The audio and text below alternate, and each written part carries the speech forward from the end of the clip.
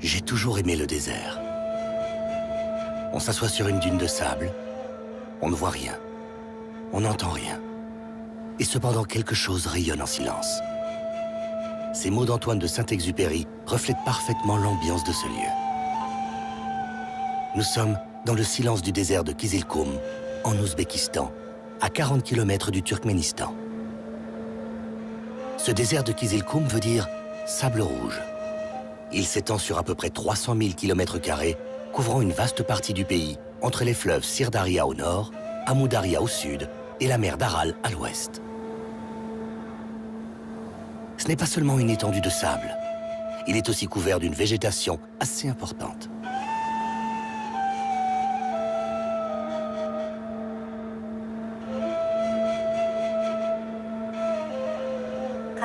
Ici, nous retrouvons les vestiges de l'ancienne ville d'Ayaskala. Les ruines de cette forteresse ont été témoins de plusieurs épopées du temps des routes de la soie. Le long de ces routes, le temps s'écoulait autrement. Les commerçants connaissaient des délais de livraison de 3, 4, voire 5 ans. Les courriers atteignaient des destinataires déjà enterrés. Une perception du temps impossible à concevoir de nos jours. Mon mari et moi, nous essayons d'offrir la possibilité aux touristes de retrouver les sensations des caravanes du désert en effectuant des mets-arrêts de quelques jours autour de notre campement de yourte. Nos visiteurs peuvent également vivre l'expérience unique de passer une nuit dans notre désert en dormant dans une yourte typique du temps de nos héros nomades. Le chameau. S'il n'avait pas existé, l'Europe aurait sûrement dû attendre quelques siècles de plus pour connaître la soie chinoise. Les routes de la soie doivent beaucoup à ce quadrupède royal et infatigable. Sa résistance et sa capacité à porter de lourdes charges permit aux commerçants de traverser les déserts les plus inhospitaliers et les plus hauts cols de montagne. De nos jours, même si elle est moins mercantile, cette tradition de longs voyages dans cette région du monde se poursuit. Comme pour Étienne et Lauriane, deux jeunes aventuriers français qui ont décidé d'entamer le long périple sur ces routes mythiques.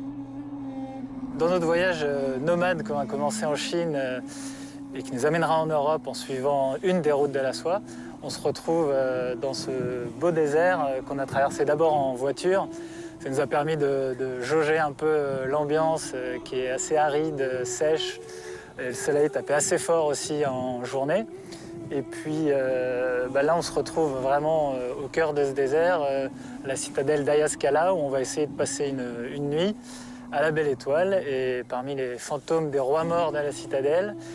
Et si on survit, demain, on ira à Khiva, une belle ville qui nous réserve de belles surprises architecturales, je crois. De tels couchers de soleil dans le désert sont une expérience unique. L'hospitalité est la première qualité des habitants de ce pays. La seule manière d'offenser un Ouzbek est de refuser son hospitalité, notamment lorsqu'il vous invite dans sa yourte. Là, vous attendent alors différents plats traditionnels accompagnés de vodka en provenance de Tachkent et votre hôte qui vous raconte 1001 anecdotes de la vie dans le désert. Traversons la République du Karakalpakstan, la plus grande région d'Ouzbékistan, soit un tiers du pays, à destination de Khiva. Sur 103 km, le paysage est assez varié.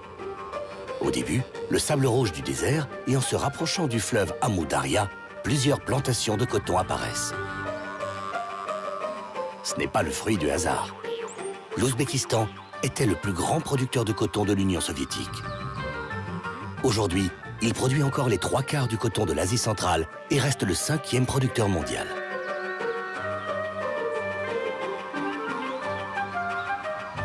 Khiva, aussi connue comme la porte du désert, est une destination incontournable de tout séjour en Ouzbékistan, avec Samarcande et Bukhara.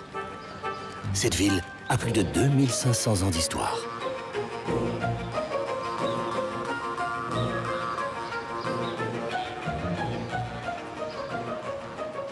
La ville Khiva se compose de deux parties. La partie intérieure, c'est Ishankala, et la partie extérieure, c'est Deshankala. La ville intérieure est cernée par un mur d'enceinte en pisé, plus de 2250 mètres de long et 8 mètres de haute, 6 mètres de son épaisseur. 6 mètres d'épaisseur, les remparts. Et les 4 portes de la ville sont orientées vers les 4 côtés du monde. Khiva était l'une des plus anciennes villes de la route de la soie. Durant la période prospère du Khorezm, c'était un des plus grands lieux de commerce international, un véritable carrefour de la route de la soie. Les marchands venaient des 4 coins du monde, d'affaires de la région de la Volga, d'Inde ou encore d'Iran. Ils se retrouvaient ici pour faire du commerce et continuer leur route vers le Moyen-Orient ou le Turkestan de l'Est et la Chine. Depuis Khiva, il y avait des routes vers la Mongolie, vers Saksan, une ville marchande à l'embouchure de la région de la Volga, à travers les steppes polossiennes. Et les produits échangés se retrouvaient alors en Russie, voire même jusqu'en Europe.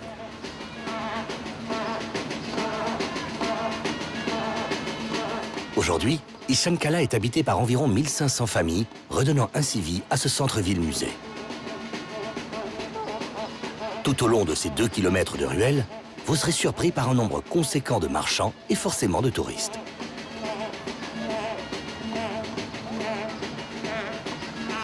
Des activités inattendues peuvent avoir lieu, comme ce spectacle de cirque acrobatique, rappelant ainsi l'héritage soviétique de la ville de Khiva.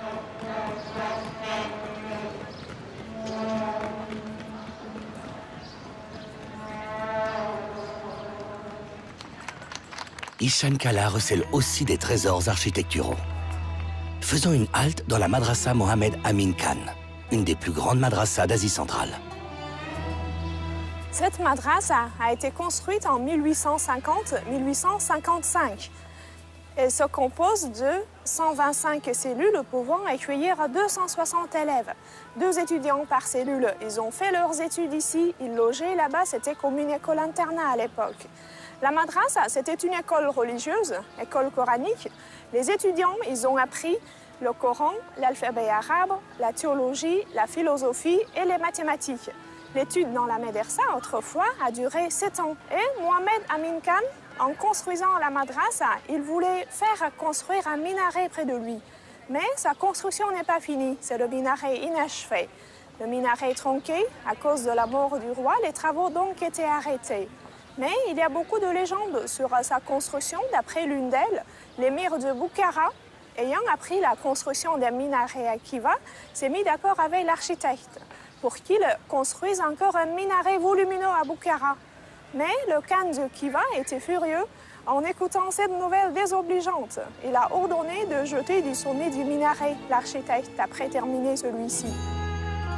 Ce minaret de 29 mètres est superbement décoré de majoliques vertes et bleues, une couleur si particulière de Khiva.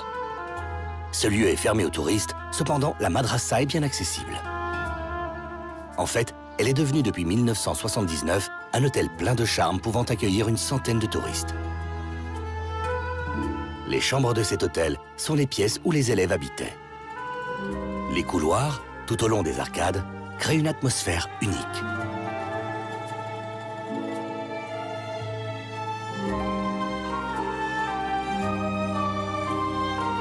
Un autre lieu de passage obligatoire à Khiva est le palais de Tosh-Ovli, le palais en pierre. Érigé en 1838 sous le règne du khan de Khiva, il a été construit en forme de labyrinthe et se compose de 165 pièces. On est dans le harem. La partie sud est occupée par 5 auvents. Le premier était destiné pour le khan et les 4 autres pour les 4 femmes officielles du roi. Juste en face, nous retrouvons des autres habitations où vivaient les proches, les serviteurs et les concubines.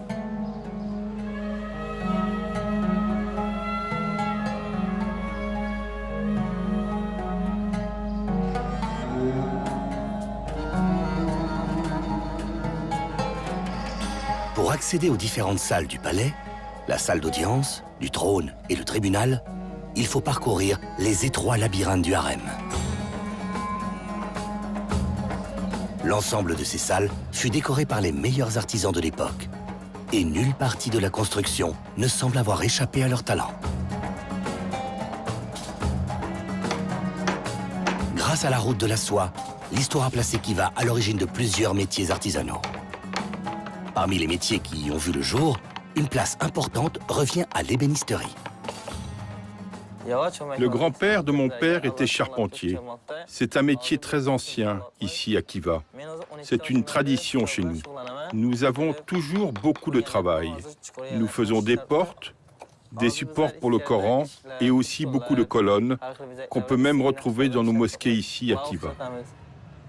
Un autre trésor de la route de la soie est le tapis ouzbek. Tisser un tapis ne s'improvise pas. La méthode est le fruit du labeur et de la créativité de générations d'artisans.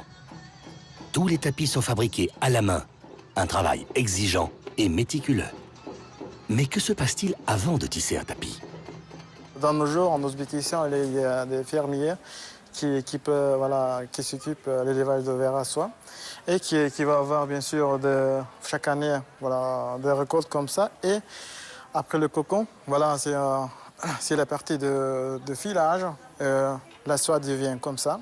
Généralement, c'est pour les couleurs, on utilise des choses tout naturelles. Par exemple, pour cette couleur, on utilise peau de l'oignon et feuilles de mûrier. Après finir les travaux de coloration, les murs utilisés pour une place pour assécher, bien sûr.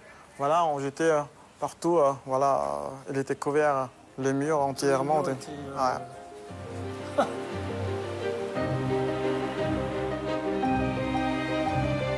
À quelques kilomètres de Khiva, grâce à la rivière Amou Daria, on trouve plusieurs lacs artificiels. Un paysage atypique dans ce pays. Ceux-ci avaient comme vocation première d'être des réservoirs pour l'industrie cotonnière, mais ils ont retrouvé une nouvelle fonction. Espaces de détente et fermes d'aquaculture s'y côtoient, permettant ainsi de manger du poisson frais dans un pays au climat semi-aride. Le chef Alisher s'installe, allume le feu et prépare de façon simple et la plus naturelle possible le poisson.